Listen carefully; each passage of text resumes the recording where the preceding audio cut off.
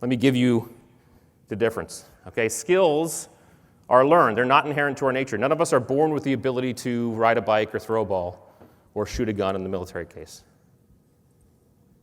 We're taught how to do those things. We train how to do those things. All right. They also direct our behavior. They tell us what to do in specific known situations. Here's how and when to throw a ball. Here's how and when to ride a bike or shoot a gun. All right? And because skills are very visible, they're also very easy to assess, measure, and test. You can put scores around them and stats around them. You can see how well anybody does any one of those things. You can put them on resumes. It's why when we're picking team members or we're interviewing, we get seduced by skills, because they're all very visible. You can run them right down. Problem with skills is they don't tell us how we're going to show up in stress, challenge, and uncertainty. When the environment becomes unknown, it's very difficult to apply a known skill. This is when we start to lean on our attributes. Attributes, on the other hand, are elemental. They're inherent to our nature. All right, all of us are born with levels of patience, situational awareness, adaptability. Now, we can develop this stuff over time and experience, so there's a nature-nurture element, but they are part of our nature. We can see it in small children. Any of us who have kids know there are some little kids who are just more patient than other little kids. Okay, so there's inherentness to these attributes.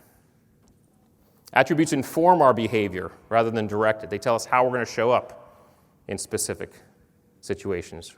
Right? So my son's levels of adaptability, resilience, and perseverance informed the way he showed up when he was learning to ride a bike, and he was falling off a dozen times doing so.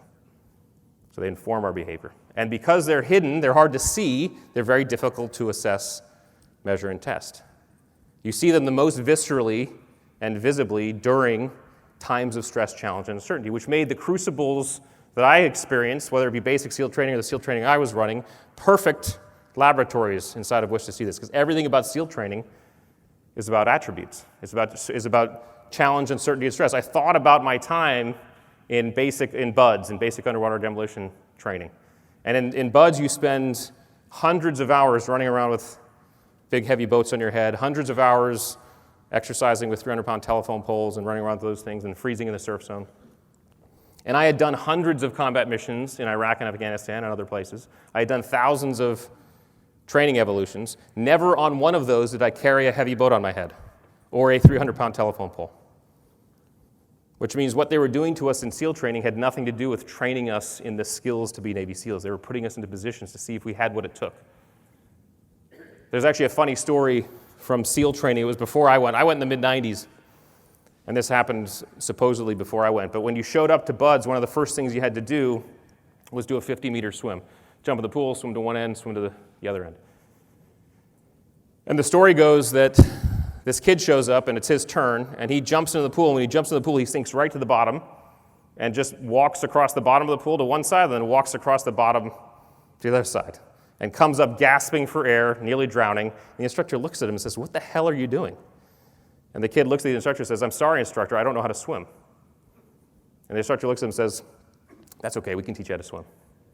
Why? Because the instructor knew if that kid had the balls and the courage and the attributes to show up to SEAL training, a waterborne special operations unit without knowing how to swim, he had exactly what we needed. All we had to do was train him the skills. We could always teach skills. I could always teach a guy to shoot as long as they have the attributes. So when we think about teams and we think about performance, we have to take attributes into account because it speaks to a high level of performance, and most of our performance, especially when things are going sideways, when things don't go as planned. Skills are awesome when things are going as planned. As soon as things don't go as planned, attributes kick in.